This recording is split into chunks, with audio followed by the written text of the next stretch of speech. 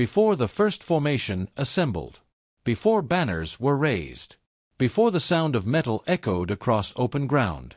A quieter war had already taken place. It was not fought with swords. It was fought inside the human mind. You are not yet a warrior. You are still someone with a name, with memories, with a future that belongs to you.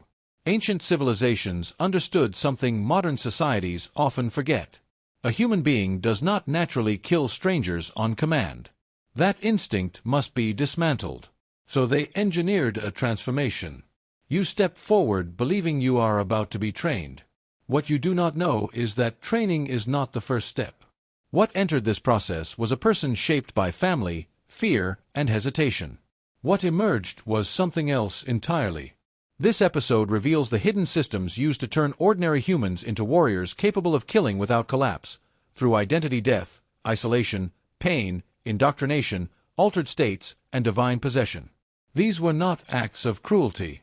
They were technologies of control. Every ancient warrior culture began in the same place. Not with weapons, but with erasure. You are told to stand still. No explanation is given. The initiate is stripped of name, history, and personal continuity. Your name is not spoken again. A name anchors memory. Memory anchors morality. So the name is taken. Among Spartan initiates, boys were referred to only by rank or function. Among Aztec warrior orders, new names were earned only after the first capture. Among steppe cultures, boys entered training nameless, riders without lineage. Your hair is cut. In many cultures, hair represents ancestry and spiritual connection. Removing it severs continuity with the past. Your clothing follows. Uniform replaces distinction. Your body becomes interchangeable. You are separated from your family. Sometimes abruptly. Sometimes violently. There is no farewell ritual. Closure would preserve attachment. Attachment creates hesitation. In some cultures, you are symbolically buried, covered in ash, lowered into pits, left alone in darkness. This is not metaphor. To the ancient mind, you have died. Psychologically, dissociation begins. The old self becomes unreachable. Only after death can something new be installed. Once identity is erased, the initiate is removed from time. You are taken away. Isolation is absolute.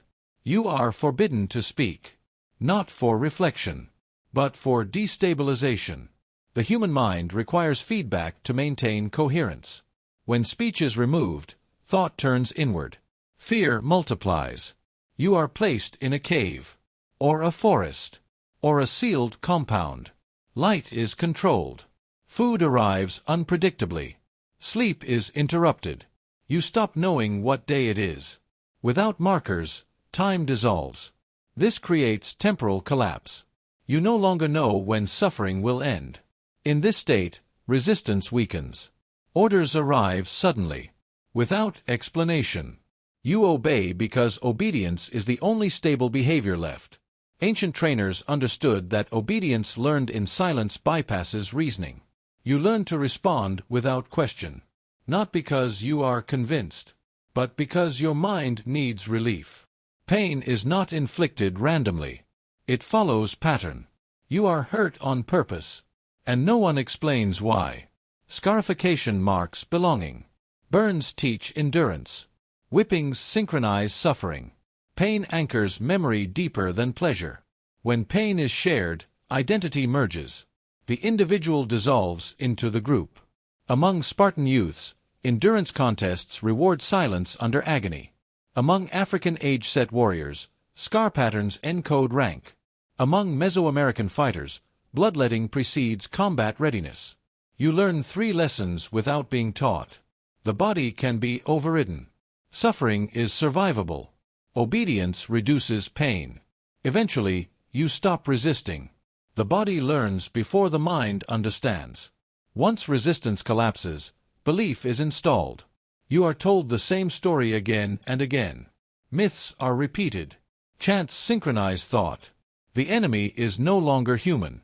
They are chaos, pollution, a threat to cosmic order. You are told that killing restores balance. That mercy is betrayal. Repetition replaces conscience. Over time, you no longer evaluate commands. You recognize them. Belief is no longer chosen. It lives inside you. Before battle, consciousness itself is altered. You feel the drums before you understand them. Drumming disrupts heart rhythm. Breathing forces dissociation. Herbal smoke blurs perception. Time stretches. Fear dissolves. You are no longer fully present, and that is the point. This is not frenzy. It is engineered calm. The final transformation is sacred. You are no longer acting. You are being acted through. Gods, ancestors, destiny, responsibility. Some warriors returned. Some did not. Rituals attempted reintegration. But the mind remembers what it became. Ancient societies understood trauma. They simply ritualized it.